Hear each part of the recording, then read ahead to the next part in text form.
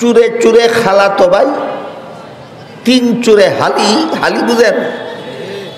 এক চুরে বিয়া করে আরেক চুরের শালি। চুরে চুরে খালাতো ভাই, 3 চুরে হালি, এক চুরে বিয়া করে আরেক চুরের শালি। বর্তমানে যে সমস্ত দেশের সম্পদ চুর আছে, এদের মাথায় আছে কথাটা, আমাদের স্কুল কলেজের ছাত্ররা যদি শেষ বিচারের ভয় করে, তাহলে এদেরকে আর সম্পদ চুর বানানো যাবে না। এরা নিজেরা সম্পদ চুর হবে দূরের কথা, আমরা যে দেশের সম্পদ চুরি করি, এতে স্কুল কলেজের ছাত্ররা বাধা হয়ে দাঁড়াবে। কাজেই স্কুল কলেজের ছাত্র যেন কোনোদিন এই সমস্ত জাতীয় চুর, জাতীয় ডাকাতদের চুরি ডাকাতির পথে বাধা হতে না পারে, এই জন্য পরিকল্পিতভাবে স্কুল কলেজের মুসলমান ছাত্র ছাত্রীদেরকে ইসলামের প্রাথমিক শিক্ষা থেকে বঞ্চিত রাখা হয়। আলহামদুলিল্লাহ নাহমাদুহু ওয়া নাস্তাঈনুহু ওয়া নাস্তাগফিরুহু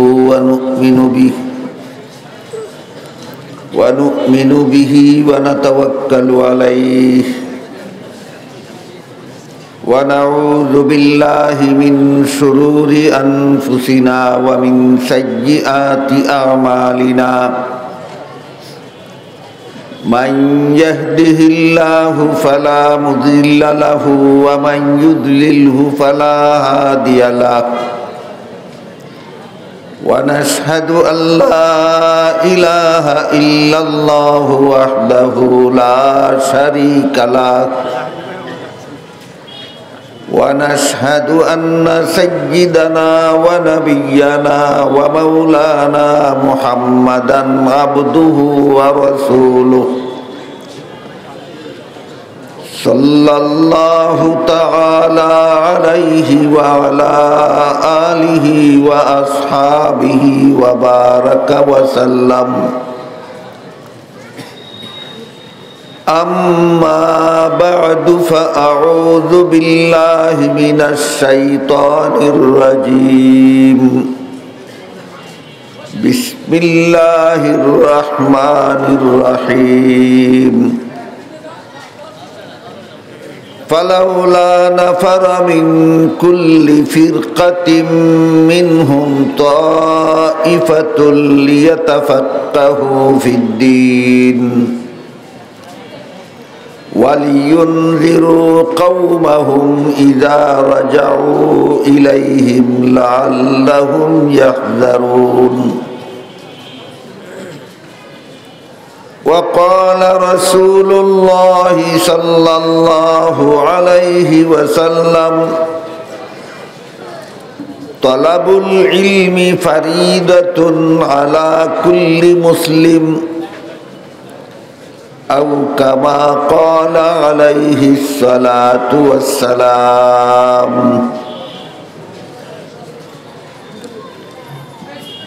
हज़रत उलमाए किराम मुहतरम हाजिरिन, এলাকার সর্বস্তরের মুসলমান ভাইয়েরা আমার, পবিত্র কোরআনের যে আয়াতের অংশ আমি আপনাদের সামনে তিলাওয়াত করেছি, তাতে আল্লাহ বলেন মুসলমান সমাজের পক্ষ থেকে কিছু লোক ইসলামী শিক্ষা দীক্ষা অর্জনের জন্য বের হয়ে যাও।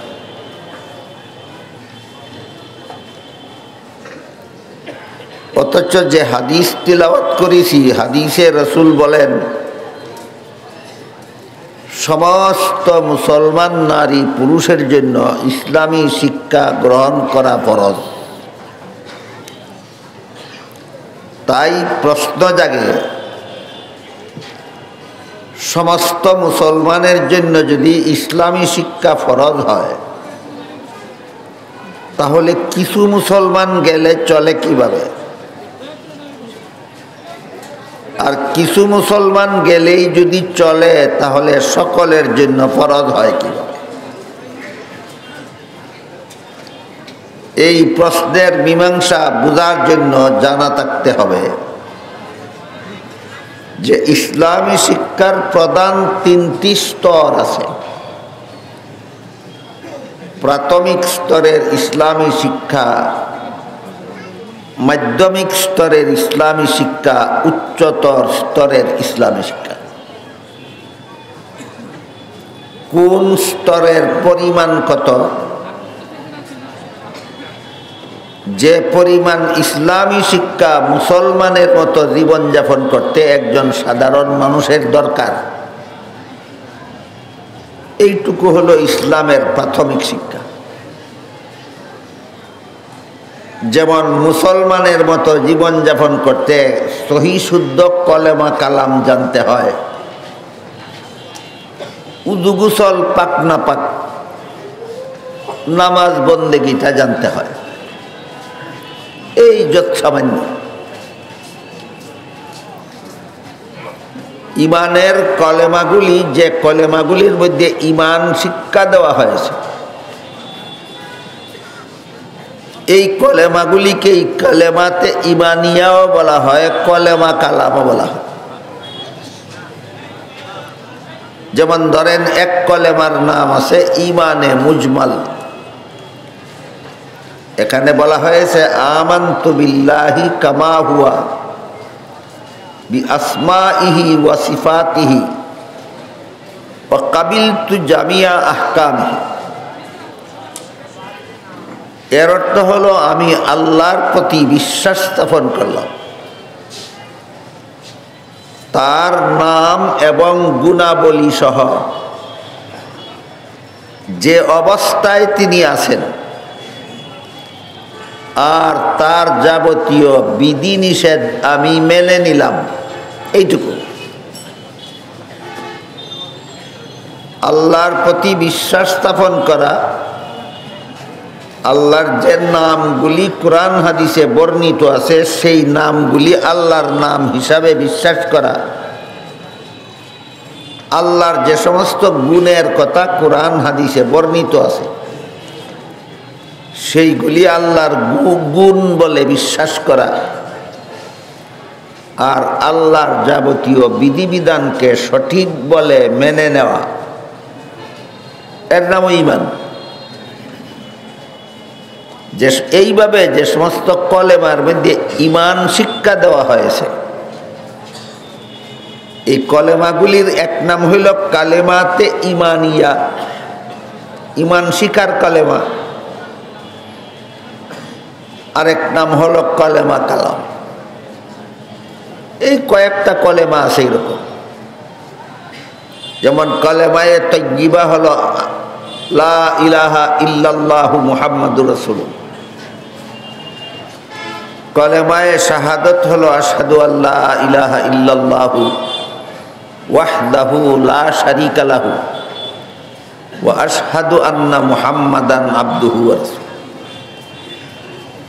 এরকম খুব ছোট্টখাটো কয়েকটা কলেমা আছে। এইগুলি ইসলামের প্রাথমিক শিক্ষার অন্তর্ভুক্ত। সমস্ত মুসলমান নারী পুরুষের জন্য অর্থসহ শিক্ষা ফরজ, অর্থসহ কলেমাগুলি শিক্ষা করা ফরজ।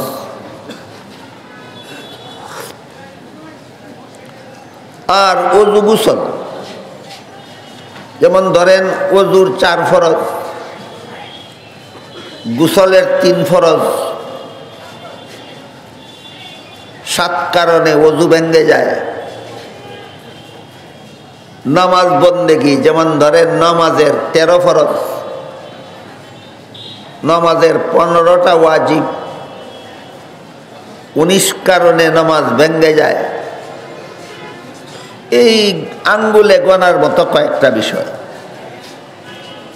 এইগুলি ইসলামের প্রাথমিক শিক্ষার অন্তর্ভুক্ত। আমার কথাগুলি যদি আপনারা বুঝে থাকেন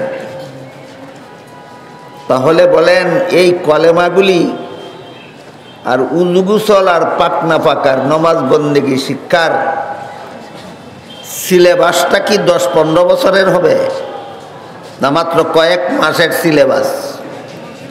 মাত্র কয়েক মাসের সিলেবাস। মনোযোগে কয়েক মাস লেখাপড়া করলেই যে কোনো মুসলমানের সন্তান ইসলামের প্রাথমিক শিক্ষা অর্জন করতে পারে, গ্রহণ করতে পারে। এই হলো ইসলামের প্রাথমিক শিক্ষার পরিমাণ। ইসলামের মাধ্যমিক শিক্ষার পরিমাণ হলো মাদ্রাসার পাঠ্য তালিকাভুক্ত যে কিতাবগুলি আছে এই কিতাবগুলি পড়াবার মতো যোগ্যতা অর্জন। যে পরিমাণ ইসলামী শিক্ষা গ্রহণ করলে মাদ্রাসার পাঠ্য তালিকাভুক্ত কিতাবগুলি পড়ানো যায়, এই পরিমাণ হইল ইসলামের মাধ্যমিক শিক্ষা। আর যে পরিমাণ ইসলামী শিক্ষা গ্রহণ করলে মানব জীবনের সব সমস্যার সমাধান কোরআন হাদিসের আলোকে প্রদান করা যায়, সেটা হলো ইসলামের উচ্চতর শিক্ষা। ইসলামী শিক্ষার তিনটা স্তর বোঝার পরে এবার আমরা বোঝার চেষ্টা করি ইসলামের উচ্চতর শিক্ষা তো দূরের কথা, মাধ্যমিক শিক্ষা যেটুকু মাদ্রাসার যে কোনো কিতাব পড়াবার যোগ্যতা অর্জন করার মতো মেধা শক্তি আল্লাহ সকল মানুষকে দেন না। সব মুসলমানের মেধাগত যোগ্যতাই নেই মাদ্রাসার সব কিতাব বোঝার মতো। আর অনেক মুসলমানের সংসারের বিভিন্ন কাজের দায় দায়িত্ব ঝামেলা থাকার কারণে মাদ্রাসার 10-12 বৎসর 15 বৎসরের সিলেবাস একাধারে লেখাপড়া করে সমাপ্ত করার সময় সুযোগও থাকে না। ইসলামের মাধ্যমিক শিক্ষা এবং উচ্চতর শিক্ষা অর্জন করার মেধাগত যোগ্যতাও সব মুসলমানের থাকে না, সময় সুযোগও থাকে না।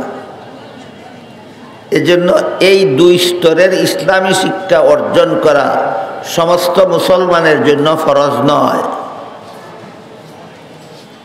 শুধুমাত্র ইসলামের প্রাথমিক শিক্ষা অর্জন করা সমস্ত মুসলমানের জন্য ফরজ। তাই হাদিস শরীফে যে রাসূল বলেছেন ইসলামী শিক্ষা অর্জন করা সমস্ত মুসলমানের জন্য ফরজ, এবার বলুন এটা কোন স্তরের? প্রাথমিক স্তর। ইসলামের প্রাথমিক শিক্ষা অর্জন করা সমস্ত মুসলমানের জন্য ফরজ। মাধ্যমিক শিক্ষা এবং উচ্চতর শিক্ষা অর্জন করার মেধাগত যোগ্যতাও সব মুসলমানের নাই, সময় সুযোগও নাই। এই জন্য ওই দুইটার ব্যাপারে আল্লাহ কোরআনে বলছেন কিছু মুসলমান ওই দুইটার জন্য বের হয়ে যাও। সারমর্ম হলো সব মুসলমানে ইসলামের প্রাথমিক শিক্ষা গ্রহণ করবে আর কিছু মুসলমান ইসলামের মাধ্যমিক এবং উচ্চতর শিক্ষা গ্রহণ করবে। এবার বলুন কোরআনের কথায় আর হাদিসের কথায় কি বিরোধ রইল না সামঞ্জস্য হইল? কোরআনের কথায় আর হাদিসের কথায় কোন বিরোধ হইল? এখন প্রশ্ন হবে যে রাসূলের হাদিসের দ্বারা আমরা বুঝলাম ইসলামের যত সামান্য প্রাথমিক শিক্ষা, কলেমা কালাম শিক্ষা করা, উযু গোসল শিক্ষা করা, পাক নাফাক শিক্ষা করা, নামাজ বন্দেগী শিক্ষা করা, এই কয়েক মাসের পাঠ্য তালিকার যোগ্য, এগুলি তো সমস্ত মুসলমানদের জন্য আল্লাহ রাসূল বলে গেছেন ফরজ। কলেমা শিক্ষা করা সমস্ত মুসলমানের জন্য ফরজ, উযু গোসল শিক্ষা করা সমস্ত মুসলমানের জন্য ফরজ, পাক নাফাক শিক্ষা করা সমস্ত মুসলমানের জন্য ফরজ, নামাজ বন্দেগী শিক্ষা করাও সমস্ত মুসলমানের জন্য ফরজ। এইগুলি না শিখলে মুসলমানের মতো জীবনযাপন সম্ভব নয়। যে নমাজ শিখে না, পাক নাফাক শিখে না, উযু শিখে না, গোসল শিখে না, যে কলেমা কালাম শিখে না, তার জীবনযাপনে আর বেঈমানের জীবনযাপনে কোনো বেশ কম থাকে না। এটা তিক্ত অভিজ্ঞতার দ্বারাই আপনাদের বুঝতে পারার কথা। মুসলমানের যে সন্তান সহি শুদ্ধ কলেমা জানে না, মুসলমানের যে সন্তান উযু গোসল জানে না, মুসলমানের যে সন্তান পাক না পাক জানে না, নামাজ পড়তে জানে না, আমার কথা বুঝে থাকলে বলুন, তার জীবনযাপনে আর হিন্দুদের জীবনযাপনে কোনো পার্থক্য দেখা যাবে? এমন মুসলমানে আর বেঈমানের জীবনে কোনো পার্থক্য থাকে না।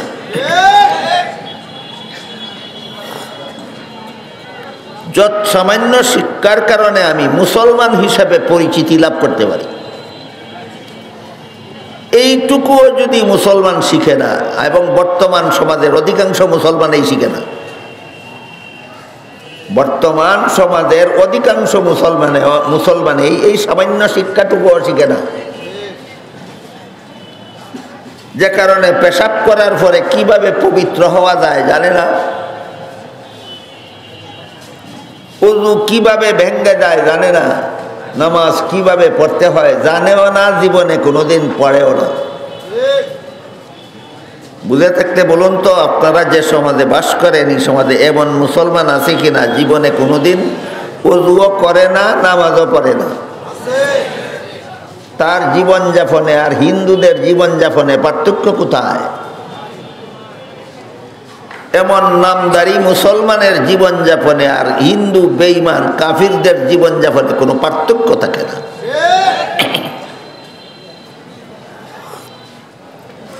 ইসলামের এই প্রাথমিক শিক্ষার সামান্য পরিমাণের প্রতি গোটা মুসলমান সমাজের এত বড় অবহেলা, এত বড় অবজ্ঞা কেন? এর পিছনে রয়েছে বিরাট একটা রহস্য। মুসলমানের সন্তান যে কোনো শিক্ষা প্রতিষ্ঠানে পড়ুক, তাকে কয়েকটা বিষয় শিক্ষা দেওয়া কোনো ব্যাপার না। উল্লেখযোগ্য কোনো সময়ও ব্যয় হয় না, উল্লেখযোগ্য কোনো মেধাও খরচ হয় না, উল্লেখযোগ্য কোনো অর্থও খরচ হয় না। সামান্য একটু মনোযোগ দিয়ে একটু সময় দিলেই, সামান্য একটু শ্রম দিলেই, সামান্য একটু পয়সা খরচ করলেই ইসলামের প্রাথমিক শিক্ষা সমস্ত মুসলমান সন্তানদের শিক্ষা দেওয়া যায়। কিন্তু এর প্রতি এত বড় চরম অবজ্ঞা এবং অবহেলা কেন? তার কারণ পিছনে বিরাট একটা রহস্য আছে।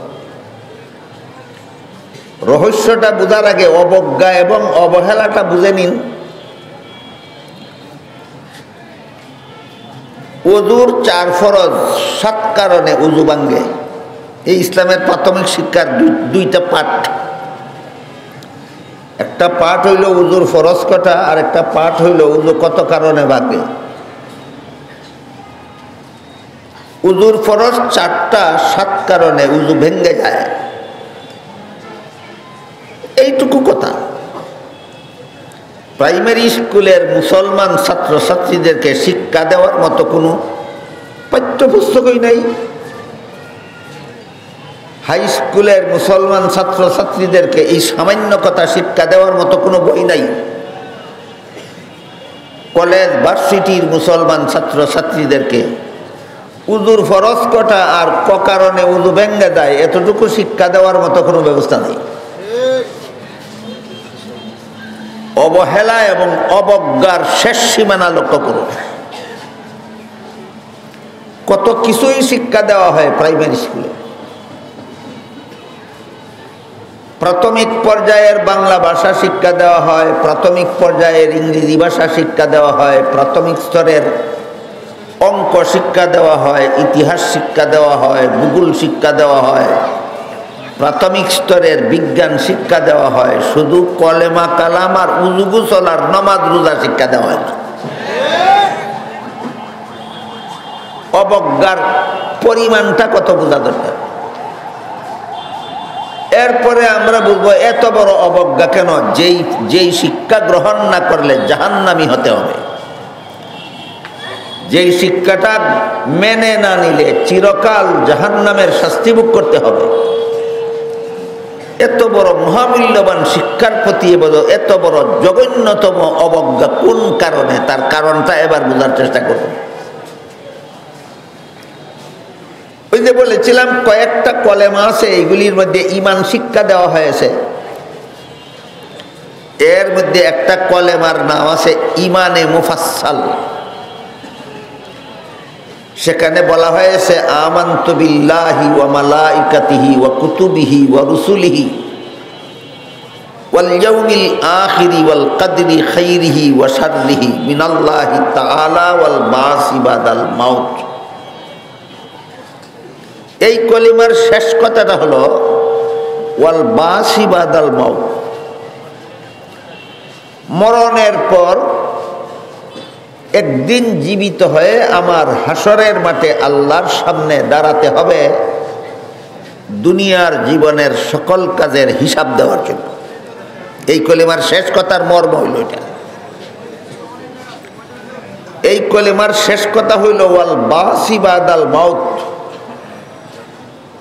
এই কথাটার মর্ম হইল মরণের পরে এক সময় আমাদের সবাইকে জীবিত হয়ে হাসরের মাঠে আল্লাহর সামনে দাঁড়াতে হবে দুনিয়ার জীবনের সকল কাজের হিসাব দেওয়ার জন্য। আপনারা কি সবাই কথাটা বিশ্বাস করেন না কারো কোনো সন্দেহ আছে? এইটুকু কেন প্রাইমারি স্কুলে শিক্ষা দেওয়ার ব্যবস্থা নাই? মরণের পরে সারা দুনিয়ার সমস্ত মানুষকে একদিন জীবিত হয়ে হাসরের মাঠে আল্লাহর সামনে দাঁড়াতে হবে জীবনের সকল কাজের হিসাব দেওয়ার জন্য। এইটুকু শিক্ষার ব্যবস্থা, শিক্ষা দেওয়ার ব্যবস্থা প্রাইমারি স্কুলে নাই কেন, হাই স্কুলে নাই কেন, কলেজে নাই কেন, ভার্সিটিতে নাই কেন? কারণ এইটুকু যদি স্কুল কলেজের ছাত্ররা শিখে ফেলে তাহলে এদেরকে ভবিষ্যতে জাতীয় চুর, জাতীয় ডাকাত, জাতীয় গুন্ডা, জাতীয় সুদখোর, জাতীয় ঘুষখোর, জাতীয় খুনি, জাতীয় সন্ত্রাসী, জাতীয় দুর্নীতিবাজ, জাতীয় জাতীয় দুষ্কৃতিকারী বানানো যাবে না।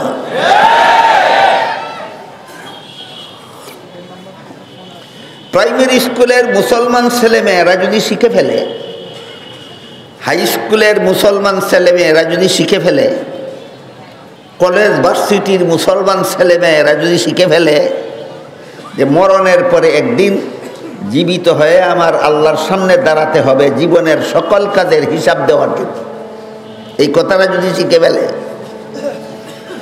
একে আর বুট সুর বানানো যাবে না, বুটের ডাকাত বানানো যাবে না, একে আর মানুষের সম্পদ আত্মসাৎকারী বানানো যাবে না। এই ছেলে মেয়েগুলিকে আর কোনোদিন সুদখোর বানানো যাবে না, কারণ ভয় থাকবে আল্লাহর কাছে কি জবাব দেব। এই ছেলে মেয়েদেরকে ঘুষখোর বানানো যাবে না, কারণ মনে মনে ভয় থাকবে আল্লাহর কাছে কি জবাব দেব। এই ছেলে মেয়েদেরকে আর কোনোদিন মদখোর বানানো যাবে না, কারণ সে তো ভয় পায় আল্লাহর কাছে কি জবাব দেব। এই ছেলে মেয়েদেরকে কোনোদিন গাঁজাখোর বানানো যাবে না, দুর্নীতিবাজ বানানো যাবে না, জালিয়াতিকারী বানানো যাবে না, কারণ এদের অন্তরে তো ওই কলেমার দ্বারা ভয় ঢুকে যাবে দুনিয়ার জীবনে এই সমস্ত অপকর্ম করলে শেষ বিচারের দিন আল্লাহর কাছে কি জবাব দেব। এই কারণে যত চুর, যত ডাকাত, যত খুনি, যত সন্ত্রাসী, যত জিনাকার, যত চরিত্রহীন, যত সুদখোর, যত ঘুষখোর, যত মদখোর, যত গাঞ্জাখোর, যত দুর্নীতিবাজ, যত জালিয়াতিকারী, যত বুটসুর, যত বুটের ডাকাত, একটাও ইসলামের প্রাথমিক শিক্ষা দিতে চায় না ভবিষ্যৎ ছাত্রদেরকে, কারণ দিলেই এই সমস্ত অপকর্মের পথে বাধা হয়ে দাঁড়ায়।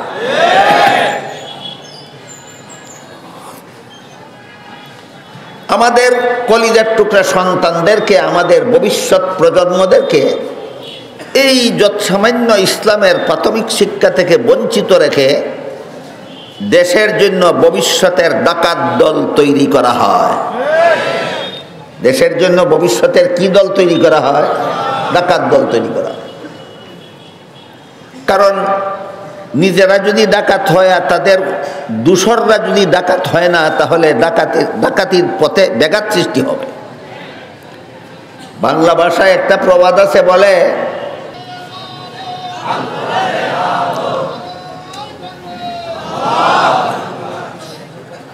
তাই বর্তমানে আমাদের প্রস্তাব, বর্তমানে যে সরকারি গদিতে বসা আছে তাকে বলা হয় অন্তর্বর্তীকালীন সরকার। অন্তর্বর্তীকালীন সরকার দেশের সংস্কার করবেন, সংস্কার এর কাজ সমাপ্ত হলে নির্বাচন দিবেন। এই সংস্কার এবং নির্বাচনী ইশতেহারে আমি বাংলাদেশের 17 কোটি মুসলমানের পক্ষ থেকে অন্তর্বর্তীকালীন সরকারের কাছে প্রস্তাব রাখতে চাই। আপনারা একমত হলে বলবেন হ্যাঁ, না হলে বলবেন না। আপনাদের সকলের পক্ষ থেকে অন্তর্বর্তীকালীন সরকারের কাছে আমি প্রস্তাব রাখতে চাই যে বর্তমান বাংলাদেশের primary school, high school, college, ভার্সিটির শতকরা 90 জন ছাত্র ছাত্রী মুসলমান। বর্তমান বাংলাদেশের primary school, high school, college, ভার্সিটির শতকরা 90 জন ছাত্র ছাত্রী মুসলমান। এদেরকে ইসলামের প্রাথমিক শিক্ষা থেকে বঞ্চিত রেখে আর ভবিষ্যতের জন্য দেশের জাতীয় চোর, জাতীয় ডাকাত তৈরির ব্যবস্থা করবেন না। প্রাইমারি স্কুলের 5 বছরের সিলেবাসের 5টা ঘন্টা, ক্লাস 1-এ 1টা ঘন্টা, ক্লাস 2-এ 1টা ঘন্টা, ক্লাস 3-তে 1টা ঘন্টা, ক্লাস 4-এ 1টা ঘন্টা, ক্লাস 5-এ 1টা ঘন্টা রাখা হোক উযুর 4 ফরজ 7 কারণে উযু ভাঙ্গে শিখার জন্য। 1টা ঘন্টা রাখা হোক ইমানি কলেমাগুলি শিখার জন্য। 1টা ঘন্টা রাখা হোক পাক নাফাক শিখার জন্য। 1টা ঘন্টা রাখা হোক নামাজ বন্দেগী শিখার জন্য। এতে কি আপনারা সকলে একমত? যদি একমত হয়ে থাকেন, যে যেভাবে পারেন বর্তমান গদিতে বসা অন্তর্বর্তীকালীন সরকারের কাছে এই আবেদন পৌঁছে দিবেন 17 কোটি মুসলমানের পক্ষ থেকে যে সংস্কারের দায়িত্বটাও আপনার, নির্বাচন দেওয়ার দায়িত্বটাও আপনার। সংস্কারে এই প্রস্তাব অনুমোদন করুন, নির্বাচনী ইশতেহারে এই শর্ত আরোপ করুন যে আগামীতে যারা জনগণের ভোটে সরকার নির্বাচিত হবে তারা আর আমাদের কলিজার টুকরা সন্তানদেরকে কলেমা কালাম শিক্ষা দেওয়ার থেকে বঞ্চিত রেখে যেন জাতীয় চোর, জাতীয় ডাকাত না বানায় এবং পরকালের জন্য যেন জাহান্নামের লাকড়ি না বানায়। গেল হাদিস শরীফে যে আল্লাহর রাসূল বলেছেন ইসলামের প্রাথমিক শিক্ষা অর্জন করা সমস্ত মুসলমান নারী পুরুষের জন্য ফরজ। এই ব্যাপারে সামান্য একটু কথা, আমার মনে হয় এই কথাটা আমাদের বর্তমান সমাজের জন্য অত্যন্ত জরুরি। আলোচনা হওয়া, বুঝানি এবং এটা বাস্তবায়নের ব্যবস্থা গ্রহণ করা। হাদিস শরীফে আল্লাহ রাসূল যেটুকু বলেছিলেন এই প্রসঙ্গে একটু সামান্য আলোকপাত করলাম। এবার আমরা আল্লাহ কোরআনে যে কথাটা বলেছেন সেটা নিয়ে আলোচনা করি। আল্লাহ বলেন ফালাউলা নাফারা মিন কুল্লি ফিরকাতিম মিনহুম তাইফাতুল লিয়াতাফাক্কাহু ফিদ্দীন। হে মুমিন মুসলমানেরা, তোমাদের সকলের পক্ষ থেকে কিছু মুসলমান ইসলামী শিক্ষা দীক্ষা অর্জনের জন্য বের হয়ে যাও। বলুন, প্রাথমিক স্তরেরটার কথা বলা হয়েছে না মাধ্যমিক এবং উচ্চতর? হ্যাঁ, মাধ্যমিক এবং উচ্চতর। আর হাদিসে বলা হয়েছে প্রাথমিকটার কথা, যা এতক্ষণ আলোচনা হইল। ইসলামের মাধ্যমিক শিক্ষা অর্জন করার মেধাগত যোগ্যতাও সকল মুসলমানের নাই, সময় সুযোগও নাই। ইসলামের উচ্চতর শিক্ষা অর্জন করার মেধাগত যোগ্যতাও সকল মুসলমানের নাই, সময় সুযোগও নাই। এই জন্য যাদের মেধাগত যোগ্যতা আছে এবং সুযোগ আছে এদেরকে আল্লাহ বলেন তোমরা ইসলামের মাধ্যমিক এবং উচ্চতর শিক্ষা অর্জনের জন্য বের হয়ে যাও। কিন্তু সেখানে কথাটা বলতে গিয়ে আল্লাহ শিক্ষার জন্য বের হয়ে যাও বলেননি, বলেন শিক্ষা দীক্ষার জন্য বের হয়ে যাও। এটা একটা গুরুত্বপূর্ণ শব্দ। কোরআনের ভাষায় আল্লাহ যদি বলতেন লিয়াতাআল্লামু, অর্থ দ্বারা তো মাধ্যমিক এবং উচ্চতর শিক্ষার জন্য বের হয়ে যাও। আল্লাহ লিয়াতাআল্লামু শব্দটা বলেননি, বলেছেন লিয়াতাফাক্কাহু। এর অর্থ হইল কিছু মুসলমান ইসলামের মাধ্যমিক এবং উচ্চতর শিক্ষার সাথে দীক্ষা গ্রহণের জন্য বের হয়ে যাও।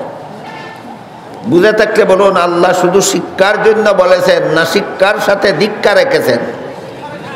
এবার আমরা বোঝার চেষ্টা করি শিক্ষার সাথে দীক্ষা বলতে কি বোঝায়। শিক্ষা অর্থ হলো জানা, আর দীক্ষার অর্থ হলো মানা। শিক্ষার অর্থ হলো এলেম, আর দীক্ষার অর্থ হলো আমল। আরো সহজ করে বললে উদাহরণের মাধ্যমে বলতে হয়। ধরুন একজন মুসলমান জানে ওযুর 4 ফরজ, মুখ ধোয়া, হাত ধোয়া, মাথা মাসে করা, পাও ধোয়া, কিন্তু কোনোদিন উযু করেই না। সে কি উযু জানে না? না উযুর বিধান মানে না? তার শিক্ষা আছে, দীক্ষা নাই। বলেন কি আছে কি নাই? সারা দুনিয়ার সমস্ত মুসলমানদের জীবন বর মনে রাখতে হবে, এখানে আল্লাহ লিয়াতাআল্লামুনা বলে লিয়াতাফাক্কাহু বলে এই তথ্যটা শিক্ষা দিয়েছেন যে শিক্ষার সাথে দীক্ষা আছে সেই শিক্ষাই সফল। যে শিক্ষা দীক্ষা বিবর্জিত সেই শিক্ষা ব্যর্থ হতে বাধ্য। দীক্ষা ছাড়া শিক্ষা বিফল, দীক্ষা ছাড়া শিক্ষা বিফল, মানা ছাড়া জানা বিফল, আমল ছাড়া এলেম বিফল। বিষয়টাকে আমি আপনাদের বুঝাতে পারলাম? আরেকটা উদাহরণ দেওয়া যায়। একজন জানে নামাজের 13 ফরজ, কিন্তু নামাজ কোনোদিন পড়ে না। বলুন তো তার কি আছে কি নাই? দীক্ষা ছাড়া এই শিক্ষাটা সফল না ব্যর্থ? এই কথাটা বুঝাবার জন্য আল্লাহ লিয়াতাআল্লামুনা বলে লিয়াতাফাক্কাহু বলেছেন। সাবধান মুসলমান, ব্যর্থ শিক্ষা গ্রহণ করতে যায় না। সফল শিক্ষা গ্রহণ করতে হলে শিক্ষার সাথে দীক্ষা গ্রহণ করতে হবে। আজকাল বিভিন্ন বড় বড় শিক্ষা প্রতিষ্ঠানের গেইটে লেখা থাকে, মাঝে মধ্যে দেখছি বিভিন্ন যানবাহনের পিছনেও লেখা থাকে। কি লেখা থাকে? লেখা থাকে come for education, go for help. কেউ ইংলিশে লেখে, কেউ বাংলায় লেখে। শিক্ষার জন্য প্রবেশ করো, সেবার জন্য বের হও। কিসের জন্য প্রবেশ করো লেখে? এই দেখেন দীক্ষা বিবর্জিত শিক্ষা। এটা কি বিবর্জিত? দীক্ষা বিবর্জিত শিক্ষা। এইখানে শিক্ষার সাথে দীক্ষা লেখে না, কারণ এরা জানে শিক্ষার সাথে দীক্ষা হইলে দেশের শিক্ষিত চুর হবে না, দেশের শিক্ষিত ডাকাত তৈরি হবে না, দেশের শিক্ষিত সম্পদ, দেশের সম্পদ চোর তৈরি হবে না যদি শিক্ষার সাথে দীক্ষা থাকে। এই জন্য জাতীয় চুরেরা জেনে শুনে এই দীক্ষা শব্দ বাদ দিয়ে শুধু শিক্ষা লেখে। লেখে শিক্ষার জন্য প্রবেশ করো, সেবার জন্য বের হও। এর অনিবার্য পরিণতি কি দাঁড়ায়? অনিবার্য পরিণতি এই দাঁড়ায়, এরা দীক্ষা বিবর্জিত শিক্ষা গ্রহণ করে ছাত্র জীবনে, আর কর্মজীবনে সেবার নামে সেবন করে। ছাত্র জীবনে দীক্ষা বিবর্জিত শিক্ষা গ্রহণ করে। বলুন ছাত্র জীবনে কি করে? দীক্ষা বিবর্জিত শিক্ষা গ্রহণ, দীক্ষা ছাড়া। ছাত্র জীবনে দীক্ষা ছাড়া শিক্ষা গ্রহণ করে, কর্মজীবনে সেবার নামে সেবন করে। সেবন বুঝেন? সেবন। বলুন এরা এই সমস্ত সাইনবোর্ডের আড়ালে যারা লেখাপড়া করে, যারা বলে come for education, go for help, শিক্ষার জন্য আসো আর সেবার জন্য যাও, যারা লেখে এরা ছাত্র জীবনে দীক্ষা ছাড়া শিক্ষা গ্রহণ করে, কর্মজীবনে সেবার নামে সেবন করে। এবার বলুন, ছাত্র জীবনে কি করে? দীক্ষা ছাড়া শিক্ষা গ্রহণ করে। কর্মজীবনে কি করে? সেবার নামে সেবন করে। নির্বাচন আসলেই দেখা যায় যে যত দিকে নির্বাচনে দাঁড়ায় প্রত্যেকের এই পোস্টারে লেখে, শেষ পর্যন্ত লেখে, আপনাদের মূল্যবান ভোট দিয়ে আমাকে সেবন করার সুযোগ দিন। লেখে না সেবা করার? প্রত্যেকের নির্বাচনী পোস্টারে লেখা থাকে সেবা করার সুযোগ দিন। এরপরে সুযোগটা পাইলেই দন্তস্ব একার সে বয়ে আকার ছিল তো সেবা, বয়ে আকার মুছে ফেলে আকারের স্থলে দৈন্তন্য বসিয়ে দেয়। দৈন্তস্ব ঠিক আছে, একার ঠিক আছে, ব ঠিক আছে, শুধু বয়ের আকারের স্থলে দৈন্তন্য, শুধু বয়ের আকারের স্থলে দন্তন্য বসিয়ে দেয়। ডাকাতেরা সেবার নামে সেবন করে।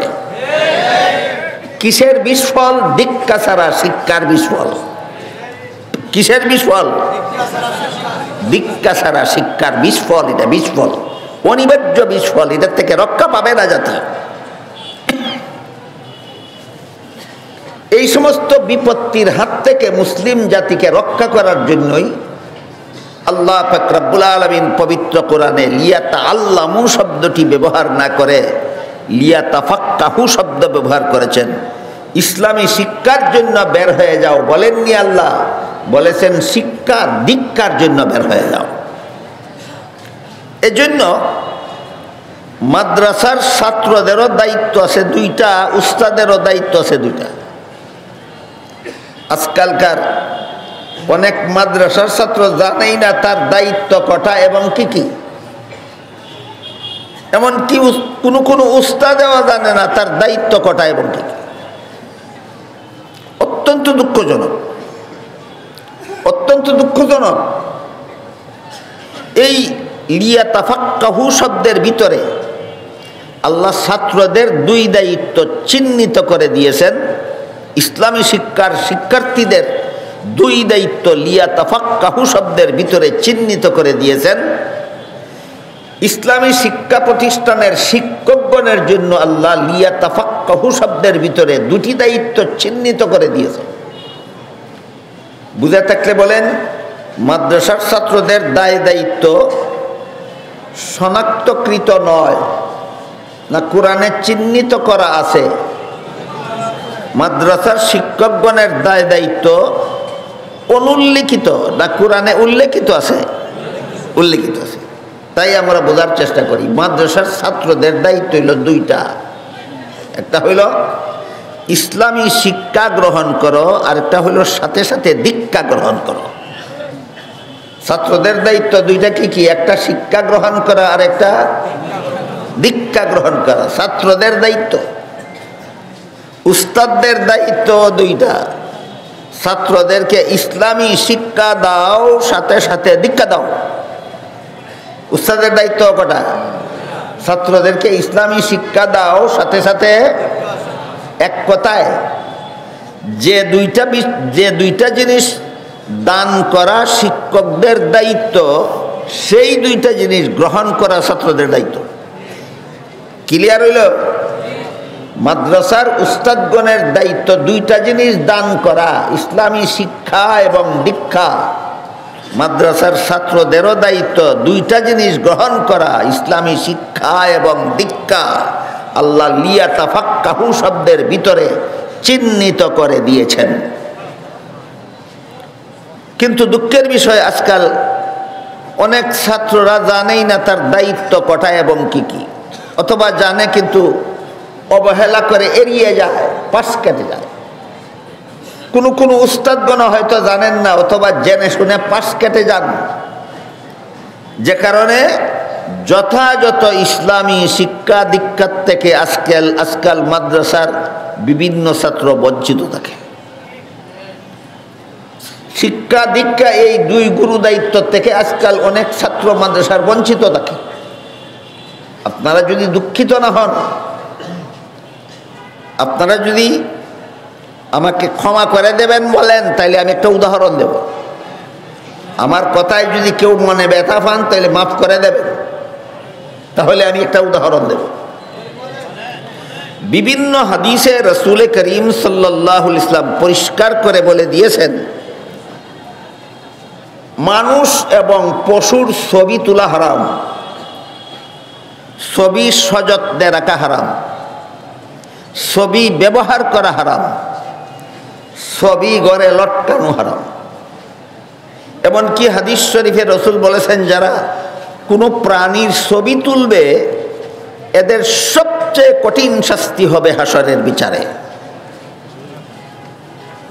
অন্যান্য পাপিষ্ঠদের চেয়ে ছবি যারা তুলে তাদের শাস্তিটা সবচেয়ে কঠিন হবে, সবচেয়ে কঠিন হবে। আপনারা কি মনে করেন আপনাদের রাসূল এই কথাটা মিথ্যা বলেছিলেন?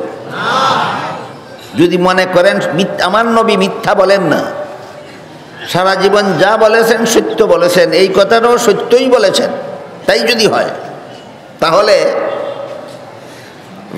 বাজারে রাস্তায় দাঁড়িয়ে মাদ্রাসার ছাত্র ছবি তুলে শিক্ষকে দেখে, মাদ্রাসার ছাত্র এত বড় হারাম কাজ বাজারে দাঁড়িয়ে করার সাহস পাইল কোথায়? যে শিক্ষকে দেখে কিন্তু শাসন করে না, ওই শিক্ষকের কাছ থেকেই। এই সমস্ত ছাত্রদেরও জানা দরকার তোর ছাত্র জীবনের উদ্দেশ্য কি, এই সমস্ত শিক্ষকেরও জানা দরকার তোর উস্তাদ জীবনের দায়িত্বটা কি।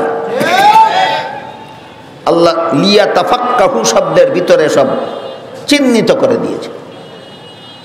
তবে একটা কথা আছে, কোরআনের যে আয়াতে আল্লাহ শুকরের গোশত খাওয়াকে হারাম ঘোষণা করেছেন, একই আয়াতে বলে দিয়েছেন ঠেকাবশত হালাল। সাধারণ অবস্থায় শুকরের গোশত খাওয়া হারাম, ঠেকাবশত হালাল।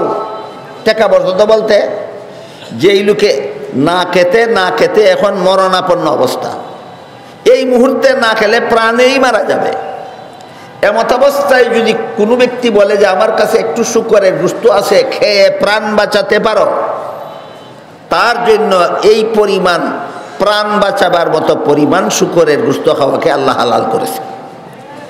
বলেন সাধারণ অবস্থায় হালাল না ঠেকাবশত হালাল? ঠিক তেমনি ভাবে মানুষ এবং পশুর ছবি তোলা সাধারণ অবস্থায় হারাম, ঠেকাবশত হালাল। ঠেকাটা কি? ধরেন আপনি হজে যাবেন, পাসপোর্ট লাগবে কিনা? ছবি ছাড়া পাসপোর্ট হবে? তখন এই পাসপোর্টে ছবি লাগাতে আপনি বাধ্য। বলেন এটা বিলাসিতার ছবি না ঠেকাবশত ছবি? এই হাজি লোকের জন্য পাসপোর্টে লাগাবার উদ্দেশ্যে যে ছবি তুললো ওইটা হারাম হবে না। পথে ঘাটে হাটে মাঠে শহরে বন্দরে যেখানে সেখানে দাঁড়িয়ে মাথায় পাগড়ি বেঁধে গায়ে লম্বা জুব্বা পরে মুখে লম্বা সুন্নতি দাড়ি রেখে ক্যামেরা মোবাইল হাতে নিয়ে ইচ্ছা মতো ছবি উঠাচ্ছে, কোন ঠেকায়? এটা ঠেকার ছবি না বিলাসিতার ছবি? যে সমস্ত মাদ্রাসার ছাত্ররা এই বিলাসিতার ছবি হারাম ছবিটা তুলে, আর মাদ্রাসার যে সমস্ত শিক্ষকেরা দেখে শুনেও এদেরকে বাধা দেয় না, বুবা শয়তানের ভূমিকা পালন করে, এদের নবী মিথ্যা বলে গেছেন, এদের হাসরের মাঠে সবচেয়ে বেশি কঠিন শাস্তি হবে। মিথ্যা বলে গেছেন, এদের নবী মিথ্যা বলে গেছেন।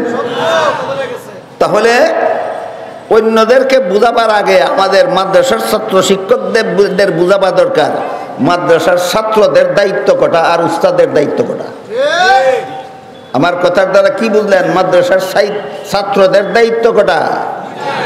ইসলামের শিক্ষা এবং দীক্ষা গ্রহণ করা, ইসলামের শিক্ষা এবং দীক্ষা গ্রহণ করা। উস্তাদের দায়িত্ব কটা? ইসলামের শিক্ষা এবং দীক্ষা দান করা, ইসলামের শিক্ষা এবং দীক্ষা দান করা। আল্লাহ আপনাদের আমাদের সবাইকে ইসলামী শিক্ষা সম্পর্কে যৎকিঞ্চিত শোনার বুঝার তৌফিক দিলেন, এর আলোকে আমাদের সকলকে জীবন গড়ার তৌফিক দান করুন, আমিন। সুবহান রাব্বিকা রাব্বিল ইজ্জাতি আম্মা ইয়াসিফুনা ওয়া সালামুন আলাল মুরসালিন ওয়ালহামদুলিল্লাহি রাব্বিল আলামিন।